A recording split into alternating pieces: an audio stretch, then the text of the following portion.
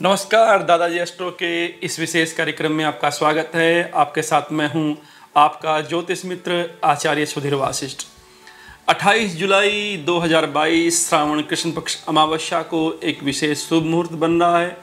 इस दिन गुरु पुष्य योग है और ये गुरु पुष्य योग प्रातःकाल 7:05 पर आरंभ हो जाएगा।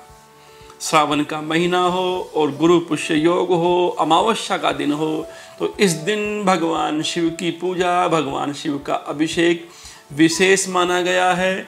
कई धार्मिक जन गुरु पुष्य योग के दिन विशेष रुद्राभिषेक भी भगवान शिव का करते हैं।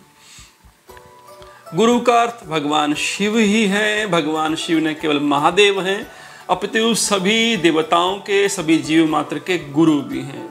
पुष्य नक्षत्र जो है वो चंद्रमा का नक्षत्र है। चंद्रमा का अर्थ है श्वेत। चंद्रमा का अर्थ जल भी है। सावन में पृथ्वी पर जल बरसता है। पृथ्वी ही लिंग का प्रतीक है। मानो प्रकृति इस लिंग का स्वतः ही अभिषेक करती है। पुष्य नक्षत्र चंद्रमा का नक्षत्र है, नक्षत्र सम्राट है।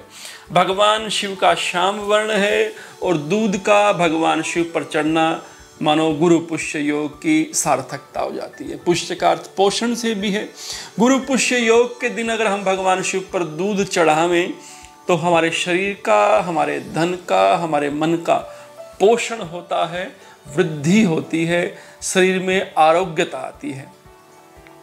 तो 28 जुलाई 2022 को अमावस्या भी है।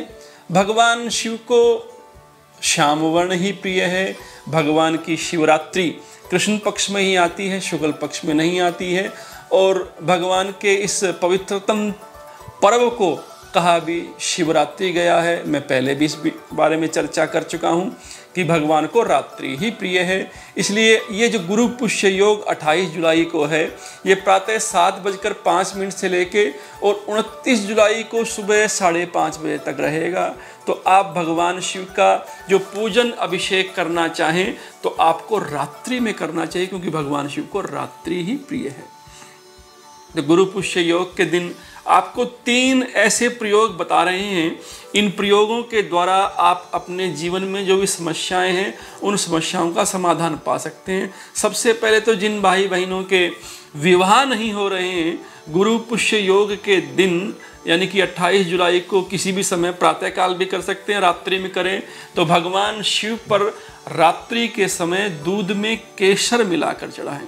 दूध चंद्रमा का प्रतीक है और केसर गुरु का प्रतीक है। और भगवान शिव ओढ़रदानी हैं। भावई मेट सकहीं त्रिपुरारी, तुलसीदास जी ने कहा भगवान शंकर भाग्य बदल सकते हैं। तो नमः शिवाय का जाप करते करते दूध में केसर मिलाकर भगवान के लिंग रूप पर अर्पित करें, शिवलिंग पर चढ़ाएं। जिनके विवाह में देरी हो रही है, जिनका विवाह नहीं हो रहा है, किसी प्रकार की कोई विवाह में अगर विवाह के बाद समस्या भी चल रही है, जिनका दाम्पत्य जीवन सुखद नहीं है, उनको भी ये उपाय करना चाहिए। दूसरा उपाय उन लोगों के लिए जिन्हें शरीर में किसी प्रकार का कोई संकट है, क्योंकि भगवान शिव शरीर कष्टों को हरते हैं। इनका एक नाम मृत्युंजय भी देव भी है। तो भगवान शिव पर दूध में शहद मिलाकर गुरु पुष्य योग में चढ़ाएं। किसी भी प्रकार का रोग हो, रोग समाप्त होगा, आयु आरोग्य बढ़ेगा, स्वास्थ्य ठीक होगा। रात्रि में उपाय करें तो बढ़िया।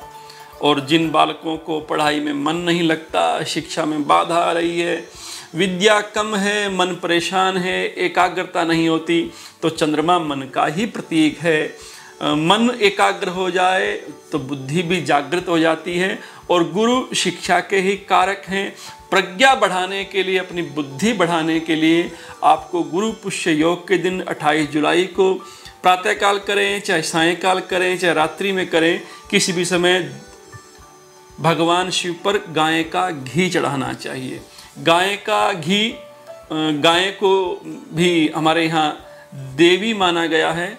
और गाय का घी प्रज्ञा को बढ़ाता है, बुद्धि को बढ़ाता है अगर उसका सेवन किया जाए।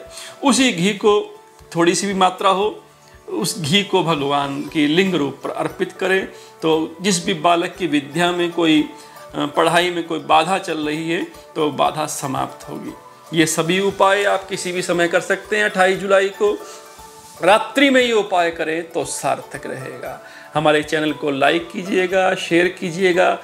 अभी तक आपने सब्सक्राइब नहीं किया है तो सब्सक्राइब भी जरूर कीजिएगा।